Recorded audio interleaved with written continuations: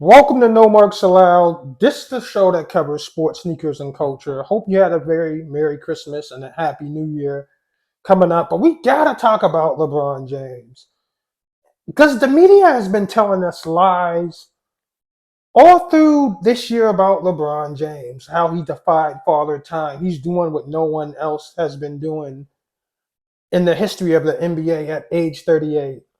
First of all, he's been playing longer than everyone else. And he's not defying father time. He's not defeating father time. This looks like Jordan from the Wizards, Kobe after the ACL when he lost Paul Gasol. This is what this is. This is not LeBron defeating father time. This is LeBron compiling stats for a legendary Lakers franchise that's ninth in the Western Conference. He is not defying time. Look at his last.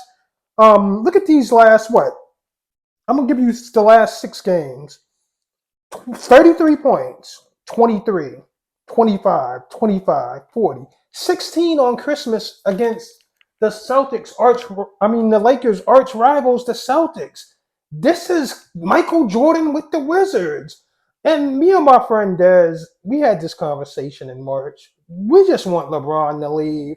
We talking about not trading, Austin Reeves for Zach LaVine because he has $40 million a year on his contract. Well, we might as well get rid of LeBron and get that $48 million off our payroll if he's going to be ninth in the West, struggling to get into the play-in.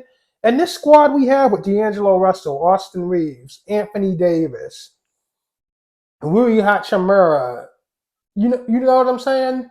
Vanderbilt. This team should not be ninth in the West. Let's not pretend like LeBron is doing the same shit Luka Doncic and Joel Embiid doing, putting up 40-point games, 50-point games, 5 days out of a 7-day week. Because he's not. He's barely getting 23 points, 25, and 25. And I have league pass. I'm watching these Lakers games. The 25 points LeBron's getting is not efficient. So we got to call a spade how a spade a spade. LeBron is not defying time. He's not. He's the exact same thing Jordan was with the Wizards, and Kobe was post Paul Gasol and after he tore his ACL, his Achilles.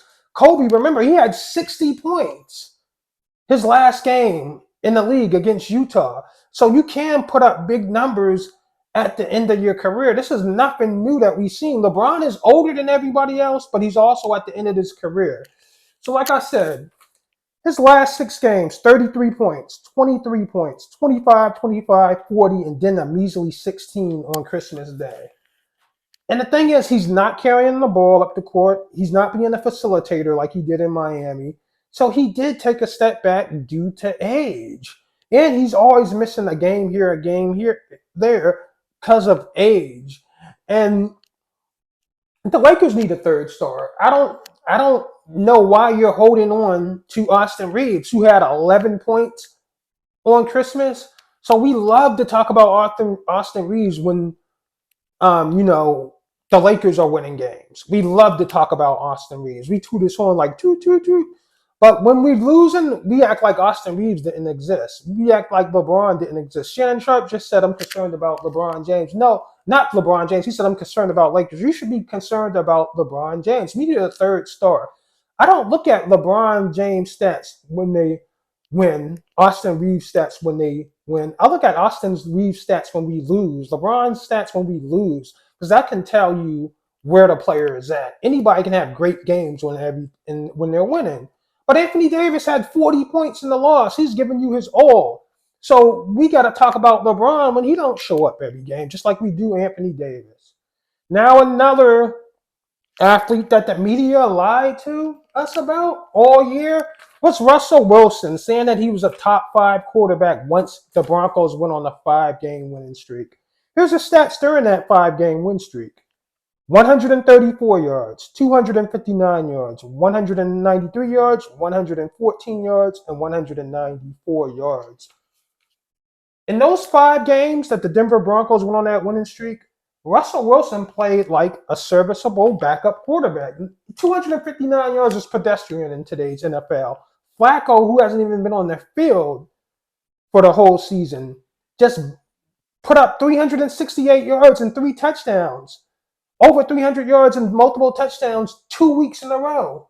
And Russell was struggling to go over 200 passing yards 4 out of the 5 games. The Broncos won. So we just gotta, call people out because the media lied to us about these players and continue to lie about these players all this year. And going on 2024, I don't see it changing. LeBron has to go and Russell Wilson has to go. If we're not winning championships, why are we paying LeBron almost $50 million a year? If the Lakers aren't winning championships, let us struggle and let that athlete that's tired of being with their team that has 4 or 5 good years left come to the Lakers via free agency, like Embiid, like Luka Doncic, because those guys are going to get tired of not winning championships. The path for Embiid to win the NBA Finals just got harder because Giannis just got Dame Lillard. Boston just got Kristaps Porzingis and um, Jrue Holiday, who has NBA Finals experience. So Embiid's road to the NBA Finals just got a lot harder. Why wouldn't somebody like Luka and Embiid come and team up in LA? But first, you got to get all these expensive guys off our books, like LeBron James. You see what I'm saying? Because we didn't get LeBron James. Okay, he got us a title in the bubble, but what has LeBron James done for the Lakers since he's been there? Missed the playoffs, got knocked out in the first round of the playoffs because he was in the play-in tournament and gave us a low seed, like a 7th seed in the NBA. So let's quit the narrative that LeBron James is defying time because he isn't. We have the same role players and stars that Luka Doncic has in Dallas, that, Embiid has in Philly. I don't see any difference than what they're surrounding with LeBron. We have people that can put the ball in the hoop just like those teams. We're 7th in the fucking West. Come on.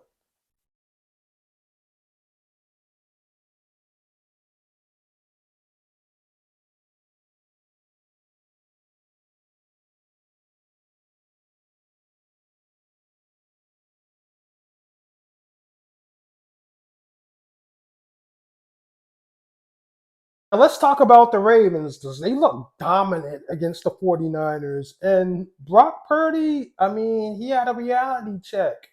But like I always say, we talk shit about the Cowboys by about getting dominated by the Bills and getting beat by the Dolphins. Let's give the 49ers that same energy because they got dominated by the Ravens.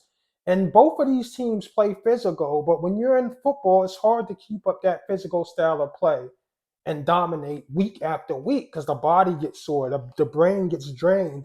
So while the 49ers look like world beaters and the Ravens look like world beaters, we thought we were going to see a good heavyweight fight, Tyson and Ali in their prime, and we didn't. The Ravens just blew them the fuck out. But we've seen the Ravens look like this before and get into a close game at home in the playoffs against Tennessee or the Chargers, a team that they're heavily favored against, and just blow it and lose. So I'm not giving anybody a clear path to the Super Bowl because 9 times out of 10, the Ravens aren't going to go through the playoffs beating everybody like they beat the 49ers. We just seen them give up 25 over a 20-point lead to the Cleveland Browns and lose at home. And this is what I mean is maybe getting the number 1 seed would be the worst thing the Ravens could do because you got to be in front of your crowd, you know, playing and having the pressure of doing it on your home field. It seems like the Ravens are a much better team on the road. When you look at the Ravens when they play on the road, they don't make mistakes. They play sound football. People make big plays. They dominate on both sides of the line of scrimmage. Lamar looks like an MVP. When the Ravens are at home, it's always a struggle to win. Like we struggled to win against the Cleveland Browns. And, you know, like I said before, the Ravens should play their games on the road. They shouldn't want home field advantage, which they'll probably end up getting. And then we also seen the Kansas City Chiefs get dominated by the Oakland Raiders. And like I said before, football is a game that gets played on any given Sunday. It's all about the mental. It's all about the mental. Antonio Pierce had the Raiders thinking that we can beat the Raiders. I mean, we could beat the Chiefs. We're sick of losing to the Chiefs, enough is enough. What Aiden O'Connell? You know what I mean? A third string quarterback. So the Chiefs still are Super Bowl contenders because, like I said, it's less pressure on you when you go onto the road. My Denver Broncos won the Super Bowl. Their first Super Bowl, they were on the road with Terrell Davis. They won the AFC Championship on the road. They won 2 games on the road. They won in Arrowhead and they won the AFC Championship. When the Baltimore Ravens won their 2 Super Bowls, the first one with Trent Dilfer, they did it on the road. They won the AFC Championship on the road. Joe Flacco had some of the most memorable plays in playoff history on the road against the Denver Broncos. Jacoby Jones' Hail Mary touchdown that he caught. Then them making a big play on Peyton Manning in overtime. So having home field advantage, you know, always doesn't guarantee you a Super Bowl. And maybe the Chiefs thought that because the Chiefs wasn't actually the best team on paper and they end up beating Buffalo and Cincinnati to get to the Super Bowl and end up getting a bogus call to win the Super Bowl. Like they probably feel like they need home field advantage. But one thing I tell you about Kansas City is they haven't found a replacement for Tyreek Hill. Now it might have worked for last year because they got a good defense, but this year teams are keying on Kelsey. The Taylor Swift controversy is taking a lot of light off the team. And this team is just not focused as it used to be. Now we got the Eagles and the Cowboys. The Eagles got off the snide. The Cowboys lost 2 in a row.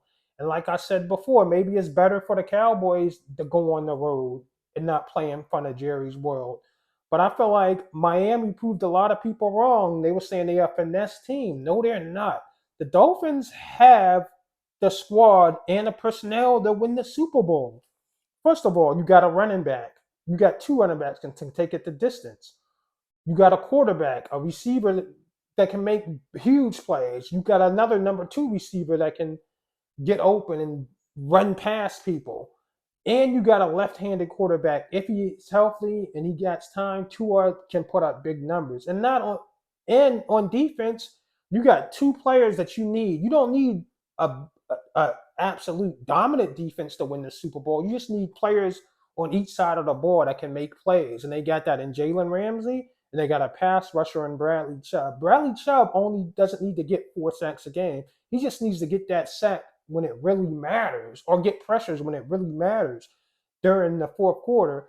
That's what Kansas City had. They got a few good corners and a safety, not the best corners or safety, but what they do have is a game wrecker in Chris Jones where you got 1 second to get rid of that ball. If you don't get rid of that ball, Chris Jones will be in your face and you're sacked.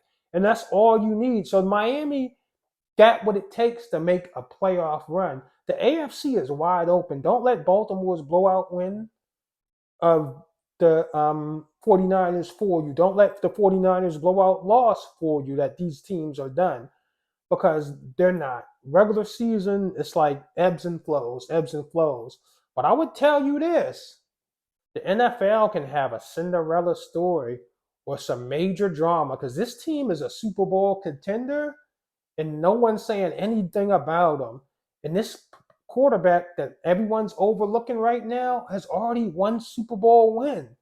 And his name is Joe Flacco and the Cleveland Browns. Can you imagine Joe Flacco going into Baltimore, getting the chance to beat the team that moved on for him? For Lamar Jackson, you got the old school pocket passer, the big white pocket passer, against Lamar Jackson, a new age quarterback that do the RPOs and the read option, the dual threat that can throw and run. It would be old school versus new school. Flacco already got the Super Bowl ring. Lamar Jackson doesn't. So can you imagine the Cleveland Browns going into Baltimore to play the Ravens in the playoffs after Cleveland already came back with Deshaun Watson from being down 20 points? I think the Ravens will want that lick back, but can you imagine Flacco doing the impossible, taking one of the 4 teams that only one of the 4 teams that never been to the Super Bowl to the Super Bowl? The Cleveland Browns. The Cleveland Browns has what it takes, the roster to go to the Super Bowl. Because you can run on the road with a big quarterback with a strong arm, good offensive line, good running game, a receiver that catches everything. Remember Anquan Bolden when Flacco played for the Ravens? He caught everything Flacco threw to him. That's how Amari Cooper is when he's healthy. He's going to make them 50-50 catches. He had 268 yards receiving last game. Also, you got James Ford, who's a physical back, Kareem Hunt, who's a dual threat running back, change of pace back who can run between the tackles and catch the ball. He's like a poor man's Christian McCaffrey slash Alvin Kamara. Hunt has them same skills, but doesn't get talked about a lot because he's never the main guy. And on defense, let's don't talk about the defensive player of the year candidate, Myles Garrett.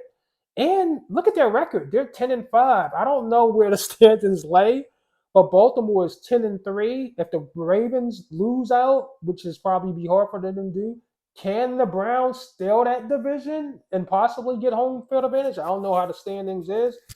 And can you imagine the Cinderella story if Flacco beats Baltimore in the playoffs? Can you imagine the nightmare Ravens fan? Harbaugh would have to lose his job if that happens. Because Harbaugh has been having home playoff games with Lamar Jackson and been losing them. If Cleveland comes into Baltimore and beats Baltimore in the playoffs, Joe Flacco got to fucking go. I'm sorry. Not Joe Flacco, I'm sorry. John Harbaugh has to go. I'm sorry.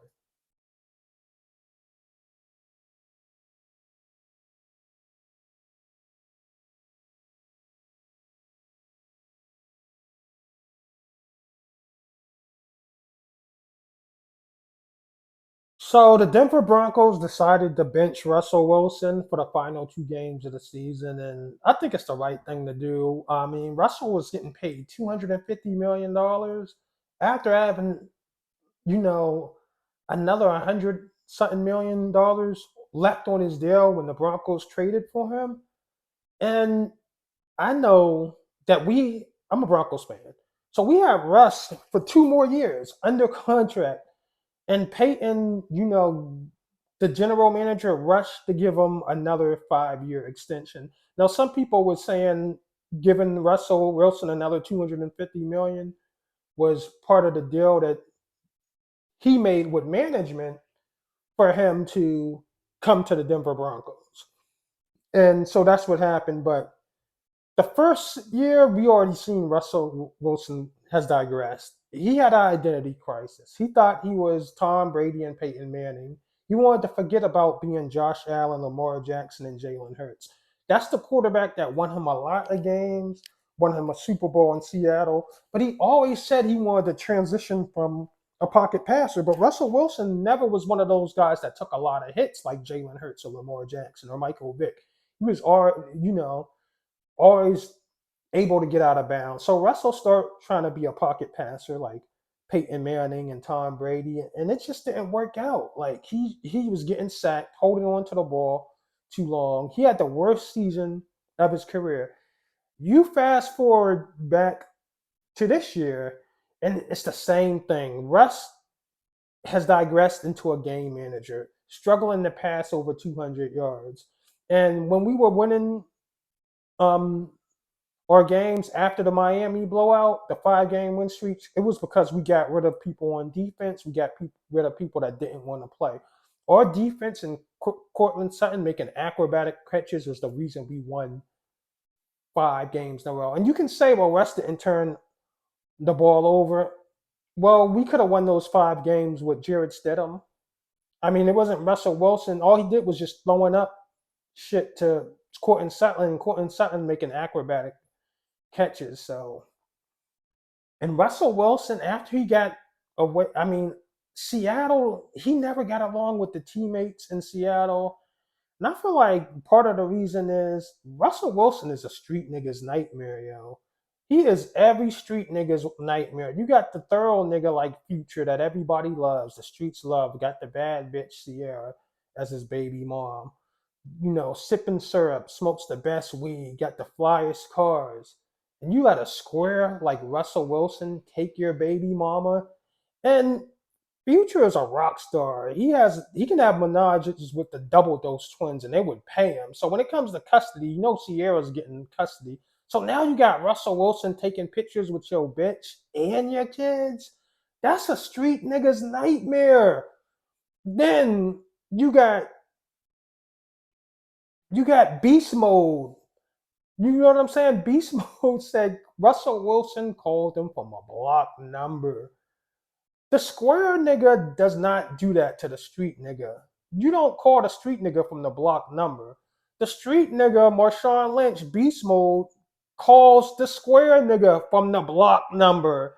Russell Wilson is defying all odds. He's a street nigga's nightmare. So maybe that's why the young players in this generation don't want to play for him, because he feels like they feel like he's out for himself. He's like a politician. While a lot of NBA players don't like Chris Paul because they feel like he's like a politician when it comes to collective bargaining with the NBA. If it works out for him, it works out for him. Even Sean Payton, who's a man's guy, a player's coach, but also a disciplinarian, he said Russ has to quit kissing babies. You know what I'm saying? Quit playing that politic role, because this shit isn't working, bro. And maybe Russell Wilson can find himself elsewhere next year, or could just be a good backup. I feel like the Denver Broncos got some good choices. I like Bo Nix. I really like Bo Nix. I thought he was overrated because he didn't do shit in the SEC, but he went to the Pac-12 and dominated at Oregon. Michael Penix Jr., he can play with top wide receiver talent. People always say Denver got great talent at receivers, Jerry Jeudy and Cortland Sutton. And the Denver home base fan says Jeudy is good, but he just doesn't have the quarterbacks to get him the ball.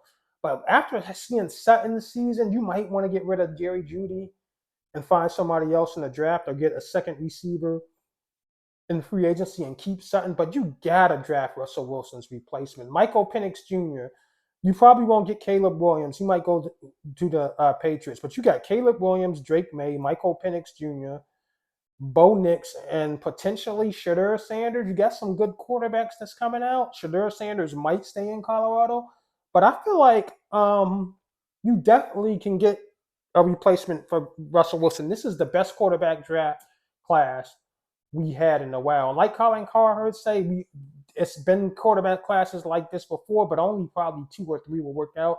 This might be a class like the 85 class or the 83 class where all of them might work out as far as first round picks. The class that had John Elway, Dan Marino, Jim Kelly in it.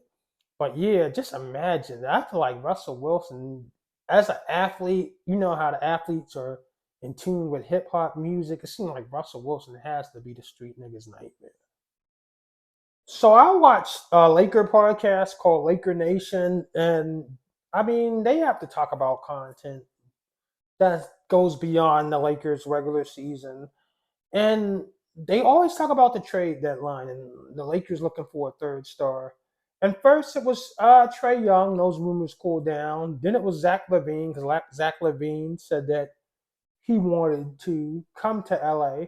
But Zach LaVine has over $40 million on his contract. You know, for the next 4 or 5 years. But my guy that I would love, if we're talking about short term, who can we get now? Because then they threw DeJounte Murray in there, who's only making $20 million to $25 million the next 5 years of his contract, per $25 million a year at the most. But I would like to get Trey Young for the short time and the long term, because Trey Young is young. He can make people better, and he can explode for 30, 40 points, 50 points sometimes.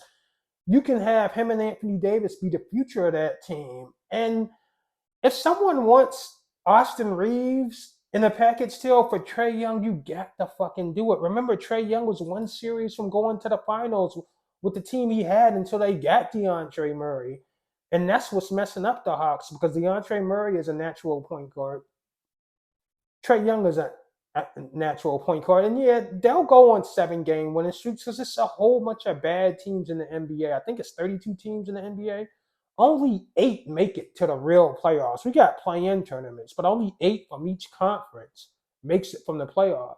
So you got 8 bad teams in the West, 8 bad teams in the East.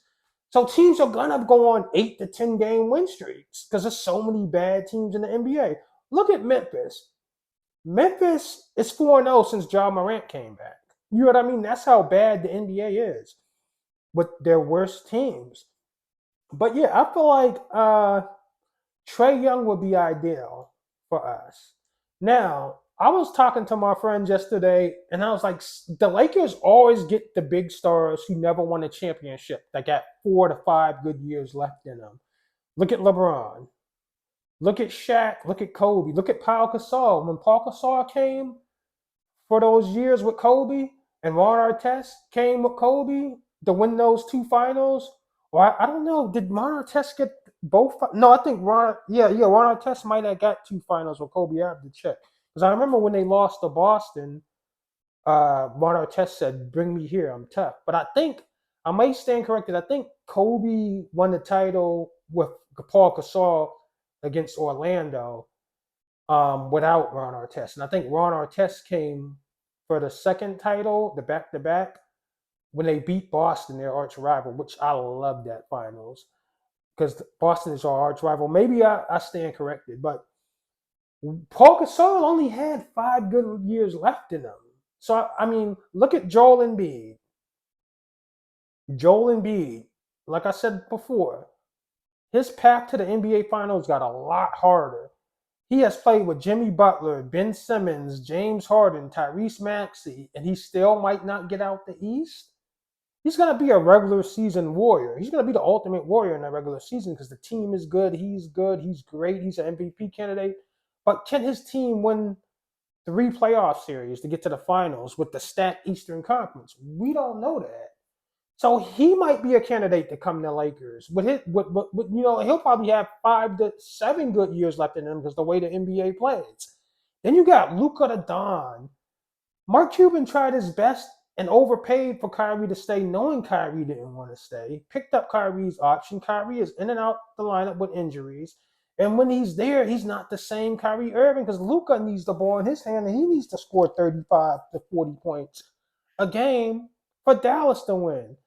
So if Luka continues getting bumped out in the second round, he might want to say, I want to go to La La Land. I mean, Rob Pelinka not only is a good general manager, but when you got Los Angeles as you got the city of Los Angeles as your arsenal, and you got the history of great players like Magic that wore the Lakers uniform. You got LeBron, probably the second best player of all time, wearing the Lakers uniform. Kobe, Shaq, Kareem. How many legends have worn that Laker uniform? You can always get and beat Embiid. He fits the mold. Kareem Abdul-Jabbar played for Milwaukee before he came to the Lakers. Imagine Joel Embiid in the Laker uniform. It can happen. I say he chooses them over the Knicks if he was a free agent because the West is getting weaker. Golden State is getting older. Jokic, he's getting out of shape and slow. His numbers are going down. He's not having those 30-point triple doubles no more. So his body is just not responding to the physicality of the NBA. He's barely getting 26 points a game now. So then you pair him with Anthony Davis, a potential Trae Young. That Laker team looks like, he has a better shot of getting out the West with the Warriors breaking up, and you got the Warriors breaking up.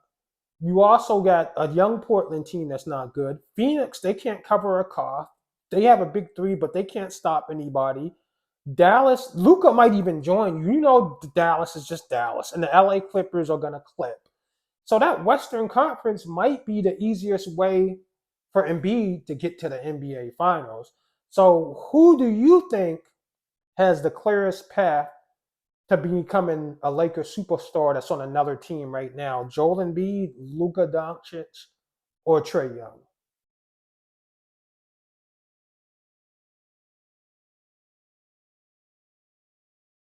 So the Lakers won the in-season tournament and went 2-6 their last 8 games after that. And this is where baseball got it right.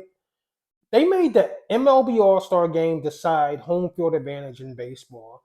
And they need to do the same thing with the in-season tournament. Whoever wins the in-season tournament, the team from the Western Conference or Eastern Conference, gets home court advantage. Because giving each player $500,000 is nothing. It's nothing. Some of these players is giving that to their side chicks to go buy a Birkin bag. I mean, Jordan Poole spent $500,000 on a date with Ice Spice. So LeBron, he probably giving that shit to his kids or charity. Anthony Davis giving that shit to his kids or charity. D'Angelo Russell probably giving that shit to family members that probably don't need it because D'Angelo Russell is which is fucking probably took care of all his family members already. But as you see that LeBron James is going through the motions after the in-season tournament and thinking about, well, we were the seventh seed and we got into the Western Conference Finals last year. First of all, the matchups were in your favor. You had a young Memphis team and you had a small Golden State team. What if Denver gets a fourth seed and you get the fifth seed, or you end up playing Denver in the second round? You're going to lose again. That's why I say the Lakers need another star. So, I mean, the in-season tournament has to mean more than 500K to all the players on the winning team. It just does. Because now the team that wins the NBA Finals is going to pop it. They're going to be like, bro, y'all won the in-season tournament, the AAU tournament. We won the real tournament, the NBA playoffs and the finals. So it's like if you win the in-season tournament and don't win the NBA Finals, I mean, you got to end this in-season tournament because it's going to be a tournament that don't matter, that people are not going to care about. You don't have people losing in the first round just so they can rest their players. Well, I don't think you can do that because they still have games going on during the in-season tournament. So I don't know. I just feel like the in-season tournament just just put a bad taste in my mouth. At first, I liked it because the Lakers had won it. They was undefeated in it. But then after seeing them play after the in-season tournament, going 2-6, it seems like the Lakers are resting on their laurels of what they did last year and not trying to win the West as far as record-wise. They're trying to be healthy and get into the playoffs and turn it on then. And if the matchups don't work out like they did last season, the Lakers can find themselves out the first round or even the second round. So, I mean, they got to make changes to this in-season tournament for real.